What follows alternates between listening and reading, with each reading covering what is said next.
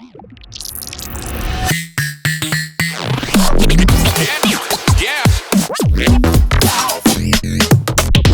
guys, Slynk here with another tutorial, and lately I've been thinking a lot about the new Ableton 10 plugin, Echo. You know, like, what's so special about Echo? We've already got 3 other delay plugins in Ableton. Why do we need a 4th one? Well, it's pretty different from the other ones. There's a lot of really crazy weird features in Echo, and you can get some crazy sounds. So I'm gonna show you a couple of creative ways to use Echo and hopefully inspire you into using Echo yourself. So let's get started. So I've just got an operator here playing a saw wave with a really short envelope, and let's drag in an echo.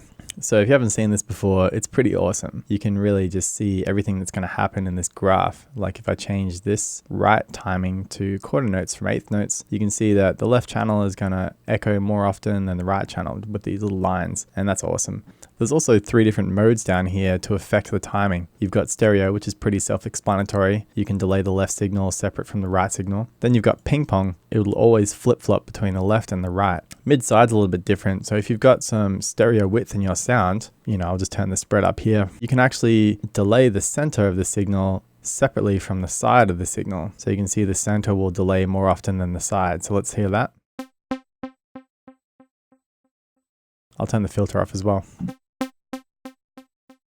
But flipping back to stereo and just resetting this, there's also a few other options here. Obviously you can turn sync off and then just like get whatever kind of timing you like. But there's also these other little timings. So if you have sync on, you can change it from dotted to triplet to 16th. Now 16th confused me for a little bit, but then I realized that this numerical value is essentially the same as just choosing a number in simple delay. But the cool thing about this is you can actually pick other numbers like 7 and anything between 8 and 16. So you have more options there. You can choose triplet and it'll do a triplet eighth notes. There's every single kind of timing that you would ever want. On top of that, you can nudge one or both of the delay signals by a percentage. So you can see if you watch this right side, it's getting nudged by a percentage. So if you just set that to like a little bit, like 1%, 2%, I'll turn the spread back down.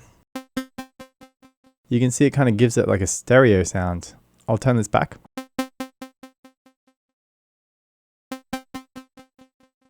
They slowly grow further and further apart, which is really, really cool. The graph also really illustrates how much feedback you're going to have here. And if I was you, I wouldn't go past like 95% because it gets ridiculous. So let's turn off sync mode and go into time mode. Now we can adjust the delay timing by precise milliseconds for the left and right channel. This is where things get a little bit crazy.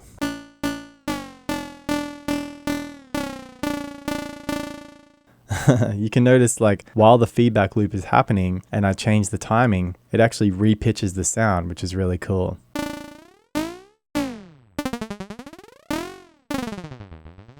If you wanted to turn that off, you can just go to the character tab and just turn it off there. I think it sounds wicked, so I'm going to leave it on. So down here, there's 2 little inconspicuous buttons that seem to do nothing or have no value, but they're actually probably my favorite buttons in this whole plugin. This button right here will actually phase invert the feedback loop. So every time an echo happens and it goes back through itself, it will flip the polarity. It'll phase invert the sound. If you zoom way into the waveform, you know, the waveform might go up and then down like this.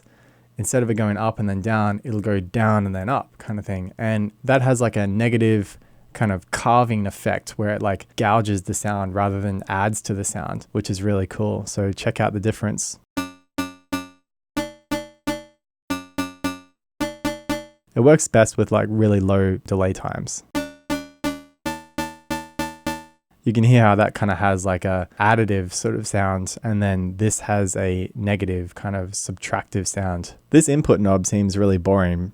You know, what does it do? It just turns the input up, right? No, it's actually really cool. So the more I turn this up, the more sort of saturation, warmth, and kind of distortion I give the sound. You have to turn the output down a bit as well, but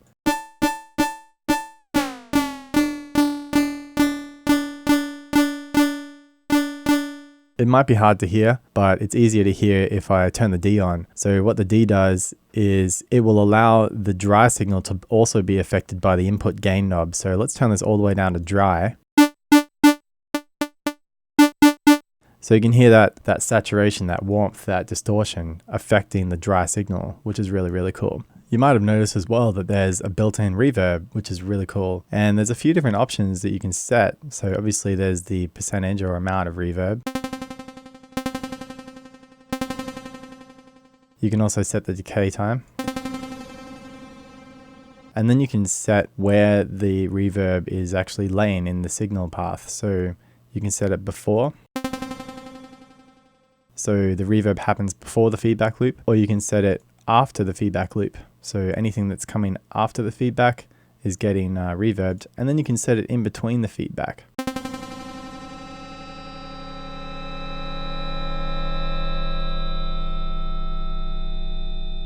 So having a built-in reverb is really, really cool. Flipping over to the character tab, there's a option called ducking.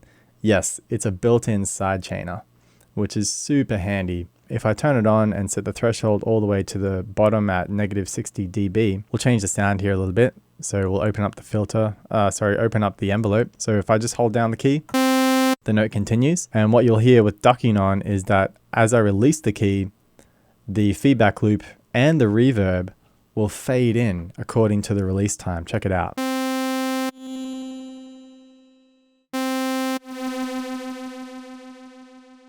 And this is really, really handy, especially when, you don't want the echo effect to be adding to the signal of whatever sound you're affecting, pushing the volume of that sound up. You can just have it on the tail end of whatever sound you already have there. And that helps for, mastering. And it works really great on vocals as well, where you want to hear the vocal and you've got a lot of compression happening on the vocals to make it like in your face and up front, but you want to have some effect, a little tail end. All you got to do is turn that button on. It's amazing. It's really, really handy.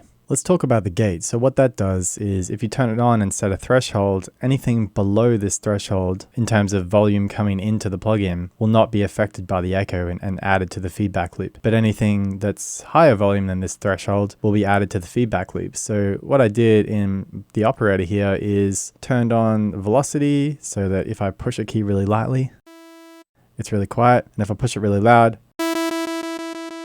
it's really loud. And the gate lets the signal through and it goes into the feedback loop. So you can...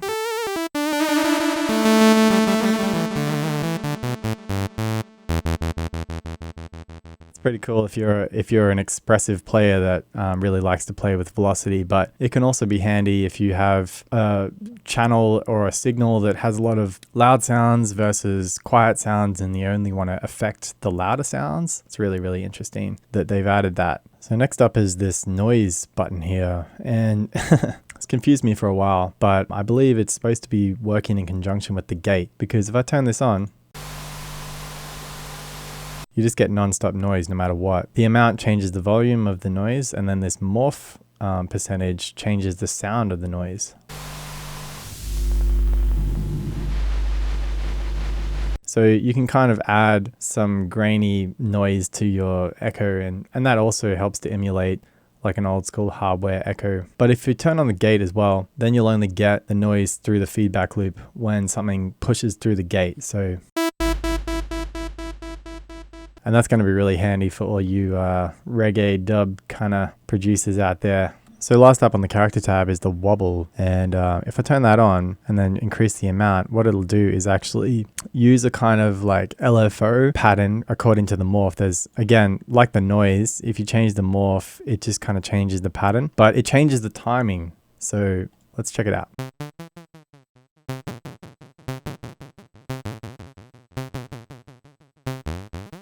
So you can get some really cool like bouncy effects with that. And yeah, it can just kind of mess things up. If you don't want it to sound too standard, it just messes it up. On the modulation tab, you're able to do some things that are similar to the wobble effect, because it kind of messes with the timing as well, but in a more structured manner than the wobble, which is kind of just random. Although there is a random waveform on this LFO here, but if you turn sync on, you can set the rate, or you can set the rate by frequency. So turning it on and pushing the percentage all the way up to enable a maximum amount of modulation. Check this out. So you can see that it's affecting the timing using a saw wave. You can also click this little ×4 button, and that just like times everything by 4. I mean, yeah, it increases the modulation effect by 4. Wow. Wow. Pretty interesting. And then there's also this envelope section here. So if I turn that up, I believe it has a built-in envelope follower. The modulation will only be active during the envelope. So yeah, it's pretty crazy for sure. Things are starting to get pretty crazy.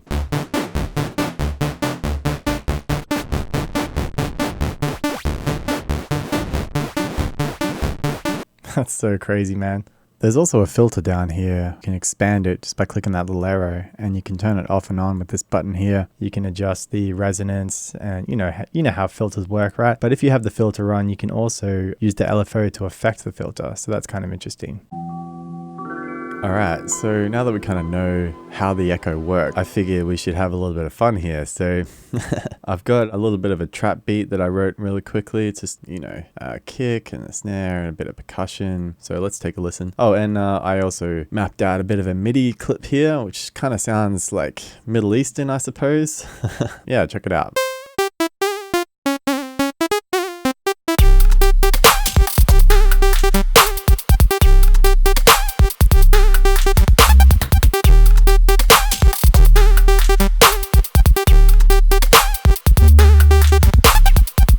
So it's just a operator playing a saw wave. There's a short envelope just like before. So let's see what we can do with this echo and everything that we've learned with the echo. I feel like we can make this sound pretty cool. So I definitely, like I said before, this is my favorite section. So I'm going to turn all this stuff on. Let's do something like this. I'm just going to go full wet for this. See what that sounds like. Oh, I'll turn the decay time down.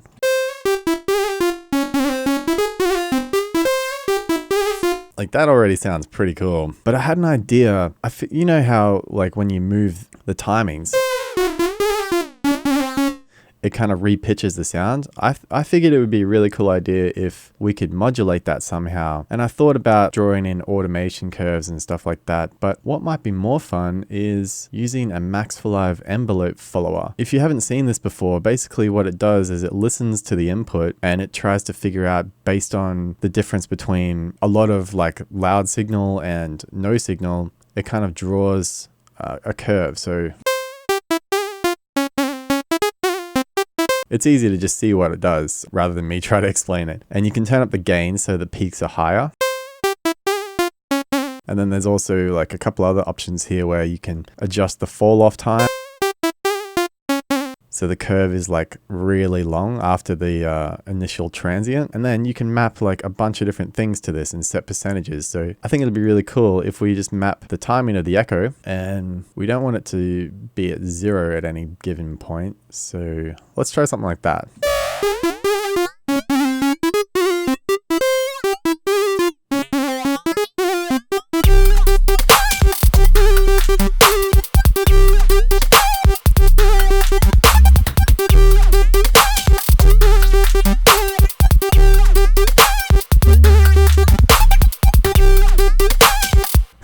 So you can kind of hear it's giving it like a little whippy repitching kind of sound.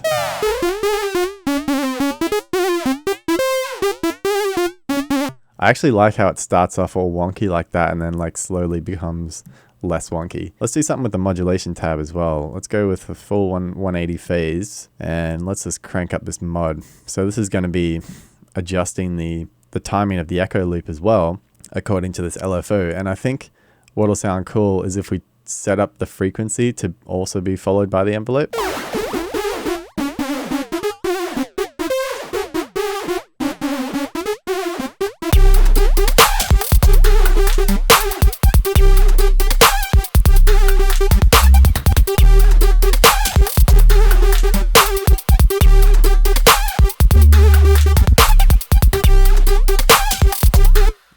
That's pretty cool. There's a lot of stereo action there. And it's crazy because it's just a saw wave, but it sounds so rich and interesting. And I wouldn't say that this is a traditional echo effect. It's doing something very different. So I think that sounds pretty cool.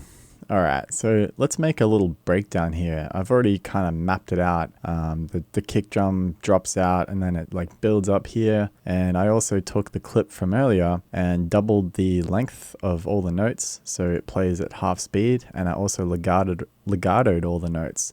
So it kind of sounds like this.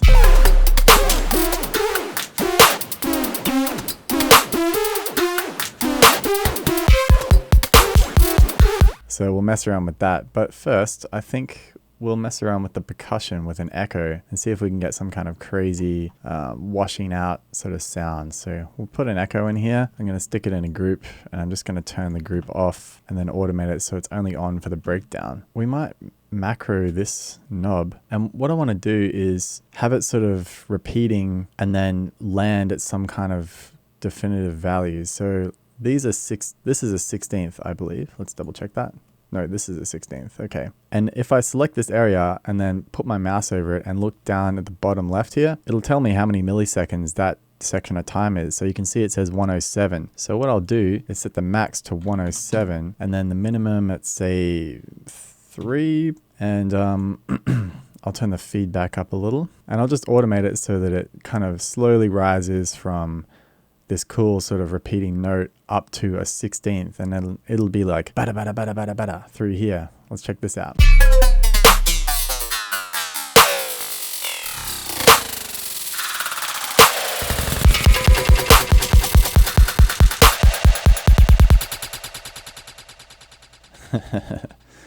So you can kind of hear what I'm going for here. And what I might do is delete all of this and then automate the feedback up a little bit.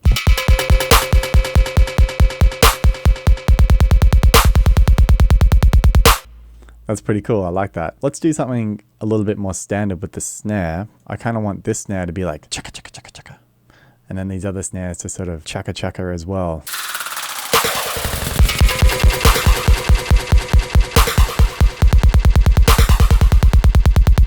It gets a little bit crazy with the feedback towards the end here, so maybe I'll bring this section down a bit on the feedback. And there seems to be a little bit too much low end, so I'm just going to use the filter that's built in here, and we'll just filter it out around 200 Hertz, see what that sounds like.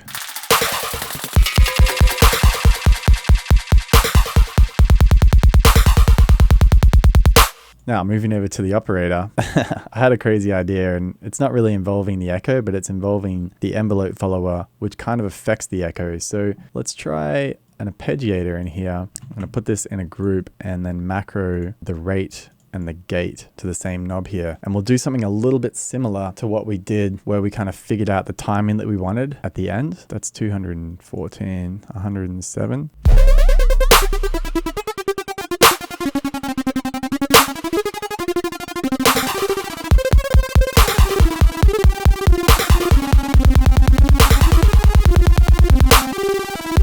Yeah, that sounds pretty cool. So we'll start at the top and then we'll give it a second to establish that groove, and then we'll go down to here like this. Let's mess with the envelope follower. So I'm going to map the fall to macro 1, and we had it at a max of 48, and I think a minimum, we'll try like 10%.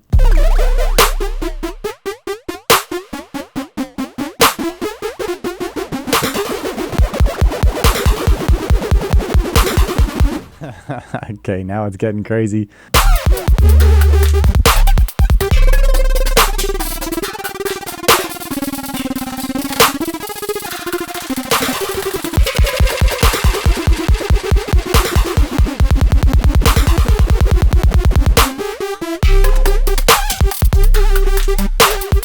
And maybe we'll slowly automate that back up. I think this is sounding pretty sweet though. It's like a really weird breakdown.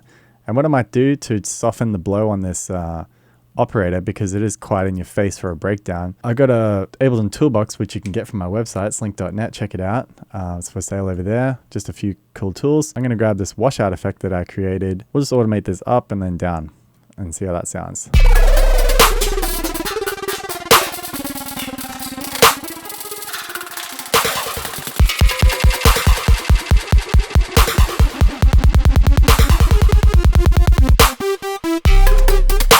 Yeah, I think that sounds pretty cool. All right, so after the breakdown, I had another idea to just like have a little bit more feedback on the echo that we have on the operator over here. And I just like turn the echo off right for the end of the breakdown here.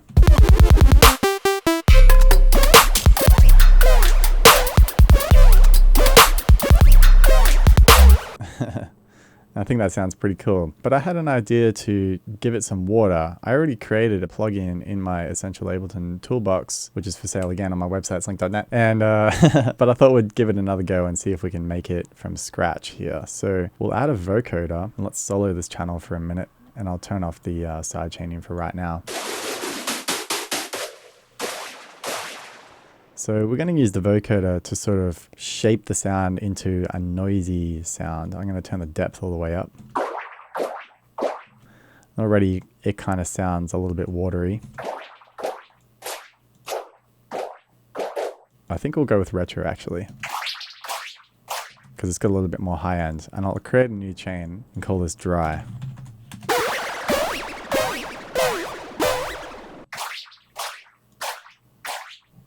And we're going to use an echo to kind of give it that corpus effect.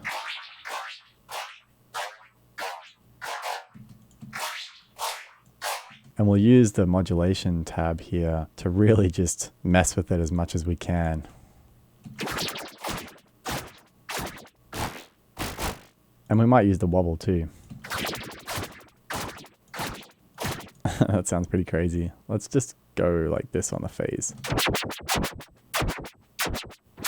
Yeah, we might grab an LFO from Maxwell Live, and we'll map that to the frequency of this modulation. And yeah, we'll just set it like somewhere like that.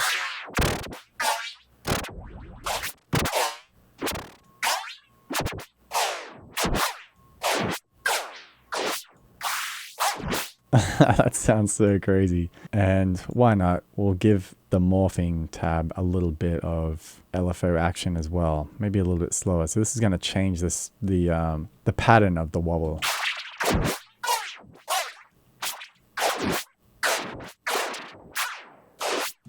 And on top of that, let's map the rate of this LFO to this LFO, and we'll just set it so it's not too crazy. We don't want it going like that.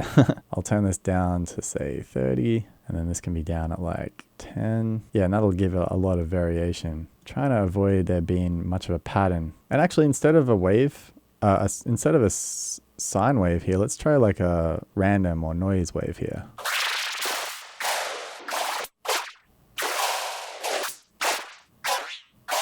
Let's also map this. Why not? Let's just map everything. It's going to sound crazy.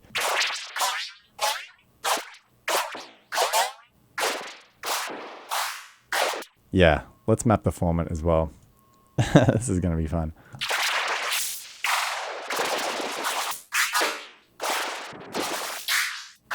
I think I did like the wave better. I mean the sine wave better than the noise wave.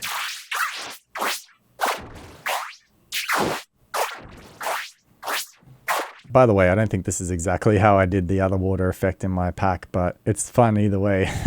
Let's even mess with it more with a frequency shifter.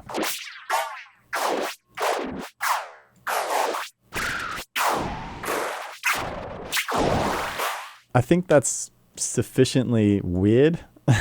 So let's just drag another echo in. This is getting so ridiculous. And we'll set it to 16th notes, and I'll just set the feedback fairly conservatively, dry wet 50%.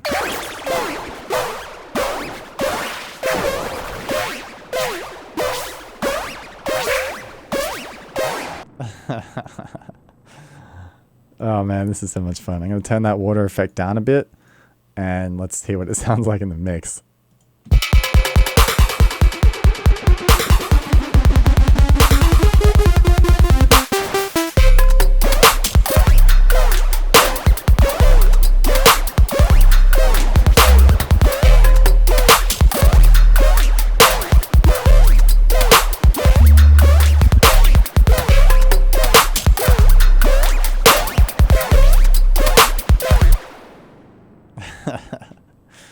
That's super weird. That's super weird. I love it. I feel like maybe the better plan at this point is to bounce some of this down and cut out your favorite bits so it's not so random and weird. But I think it's a good start to some decent sound design there. Pretty weird stuff. You can do a lot of crazy things with the echo effect. It's not just for dub delays and, you know, simple delays. It's really, really powerful, and I encourage you to break it out every now and then and just experiment. I especially love using really, really short delay times because you get that metallic effect. Using the phase inversion really messes things up, and just go wild with automating things. You never know what will happen, and you might get some happy accidents. So cool, give it a shot, and thanks for watching. Peace. And guys, if you didn't know, I just launched my brand new website, slynk.net.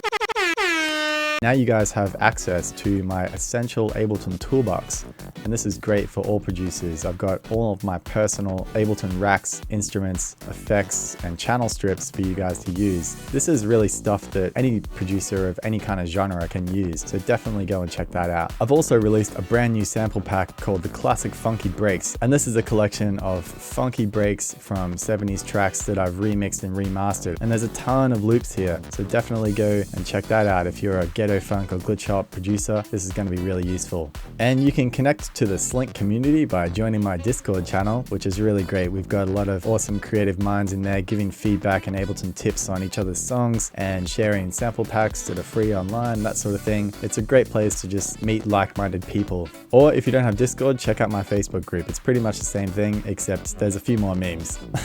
Yeah, so check it out, slynk.net. The link is in the description. Peace.